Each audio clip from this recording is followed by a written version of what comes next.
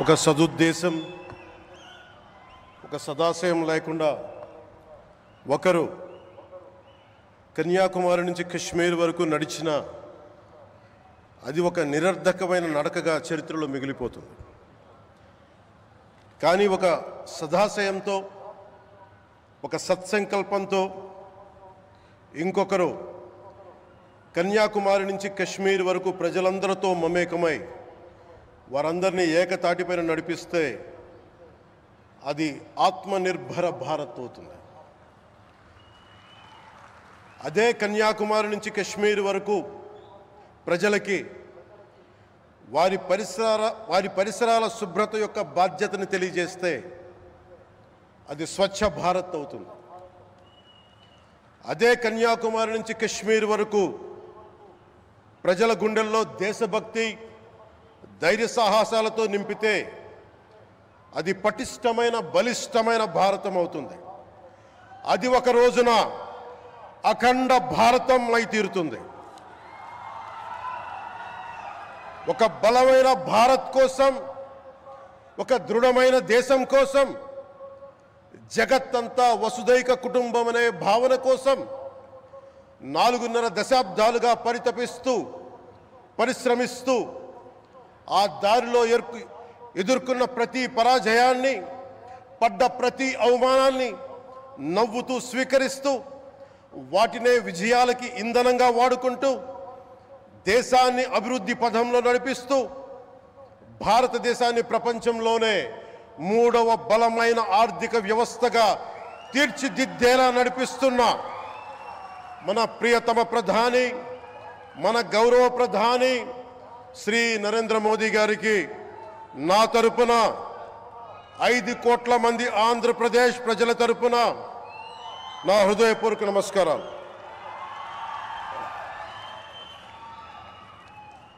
విద్యార్థి నాయకుడిగా రాజకీయాల్లో ప్రవేశించి రెవెన్యూ మంత్రిగా, ఆర్థిక మంత్రిగా మొదలై తెలుగుదేశంకి రథసారథి అయి 4వసారి ముఖ్యమంత్రి అయి తెలుగు ప్రజల్ని అభివృద్ధి పదంలో నడిపిస్తున్న దార్శనికులు, రాజకీయ ఉద్దండులు గౌరవ ముఖ్యమంత్రి శ్రీ నారా చంద్రబాబు నాయుడు గారికి నా హృదయపూర్వక నమస్కారాలు.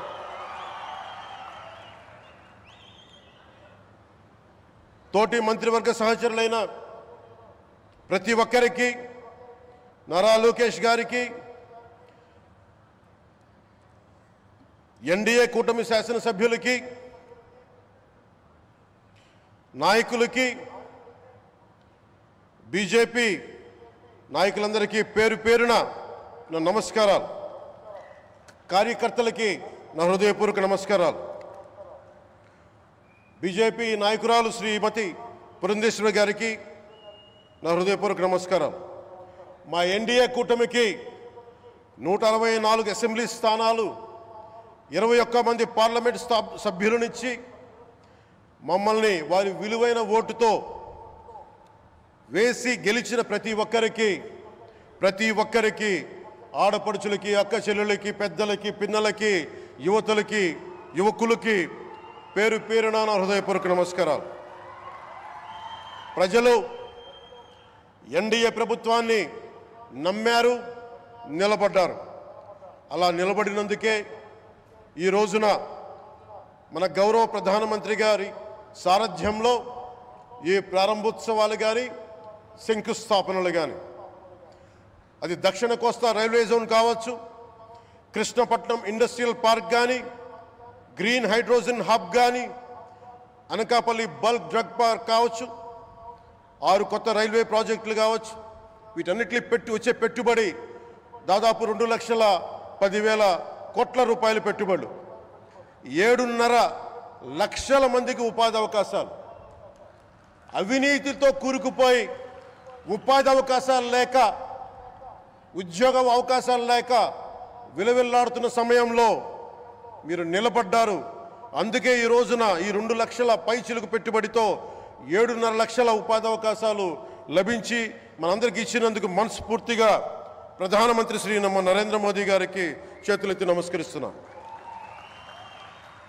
ఇవి కాకుండా కొత్త హైవేల నిర్మాణం విస్తరణ, అలాగే అమరావతి రాజధానికి పెట్టుబడులు, పోలవరంకి నిధులు, 15th ఫైనాన్స్ కమిషన్ నిధులు కానీ, జల్ జీవన్ మిషన్ కోసం ప్రతి ఇంటికి నీరు, రక్షిత మంచినీరు రావాలి ఆయన ఆకాంక్ష, ఆయన ఆశయం. మనకు గంట కాదు 24 గంటలు రావాలని పడ్డ తపన ప్రధానమంత్రి గారిది.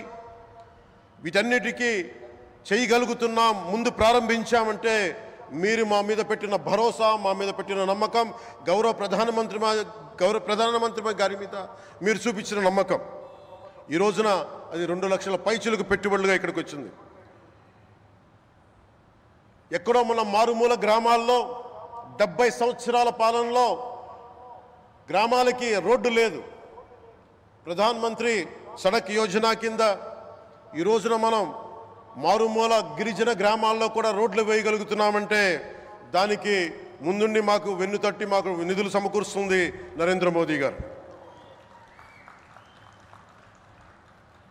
భారతం అభివృద్ధి పదంలో ఎందుకు చేశారు ఇవన్నీ అంటే, భారతదేశం అన్ని రాజ్యాలు, అన్ని రాష్ట్రాలు ఏ ఒక్కరు కూడా అభివృద్ధిలో వెనకపడకూడదు. అది మనకి తెలంగాణ కావచ్చు, ఆంధ్రప్రదేశ్ కావచ్చు, ఆంధ్రప్రదేశ్లోని ఉత్తరాంధ్ర, రాయలసీమ, మనకి కోస్తాంధ్ర కావచ్చు, ఎక్కడా కూడా ఏ ప్రాంతం కూడా వెనుకపడకూడదు. అభివృద్ధిలో అందరికీ సమాన వాటా ఉండాలని చెప్పే ఈరోజు ఇన్ని పెట్టుబడులు. ఈ మోదీ గారి సంకల్పానికి, సహకారానికి, ఆయన గైడెన్స్కి మనస్ఫూర్తిగా నా కృతజ్ఞతలు.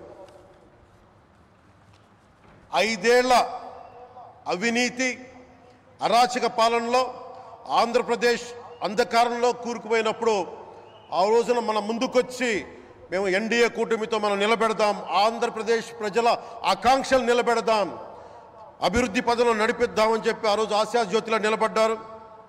అసలు అభివృద్ధికి ఆస్కారమే లేదు ఆంధ్రాకి అనే స్థితి నుంచి అభివృద్ధి అంటే ఆంధ్రానే అని చెప్పుకునేలా గౌరవ ముఖ్యమంత్రి గారి నాయకత్వం, చంద్రబాబు గారి నాయకత్వంలో, ప్రధానమంత్రి గారి నిర్దేశకత్వంలో, వారి సూచనలతో సహకారంతో క్యాబినెట్ కానీ, మంత్రివర్గ సహచరులు కానీ, ఎన్డీఏ కూటమి ఎమ్మెల్యేలు కానీ, మేమందరం కార్యకర్తలు అందరం కష్టపడతాం. అహిర్నిశలు రేయం భవళ్ళు కష్టపడతాం. దేశ ప్రగతిలో భాగస్వామ్యులు అవుతాం. మేము ప్రధానమంత్రి గారికి అండగా ఉంటామని తెలియజేసుకుంటూ, ఆంధ్రప్రదేశ్లో ఉన్న ఆంధ్రాకి వెలుగుతో నింపుతున్న మీ నిండు హృదయానికి నా హృదయపూర్వక కృతజ్ఞతలు తెలియజేసుకుంటున్నాను. మరోమారు మీ అందరికీ ధన్యవాదాలు తెలుపుకుంటూ, నమ్మకం పెట్టారు. మీరు పెట్టిన నమ్మకానికి ఈ రోజున 2 లక్షల పైచిలకు పెట్టుబడులు తీసుకొచ్చాం. ప్రధానమంత్రి గారు ఉండటం వల్ల, సమర్థవంతులైన చంద్రబాబు గారు ఉండటం వల్ల మేమందరం నేర్చుకోవడానికి, పనిచేయడానికి సంసిద్ధంగా ఉన్నాం. సో మీరందరూ ఇదే సహకారం ఇవ్వాలని మనస్ఫూర్తిగా కోరుకుంటూ, ఆ భగవంతుడు, ఆ లక్ష్మీ నరసింహుడు ఈ దేశాన్ని మరింత ప్రగతి పదంలో నడిపించేలా గౌరవ ప్రధానమంత్రి శ్రీ నరేంద్ర మోదీ గారికి దీర్ఘాయుష్ ఇవ్వాలి, ఆరోగ్యం ఇవ్వాలని మనస్ఫూర్తిగా కోరుకుంటూ, ఆ లక్ష్మీ నరసింహుడిని వేడుకుంటూ సెలవు తీసుకున్నాను. జై భారత్, జై హింద్.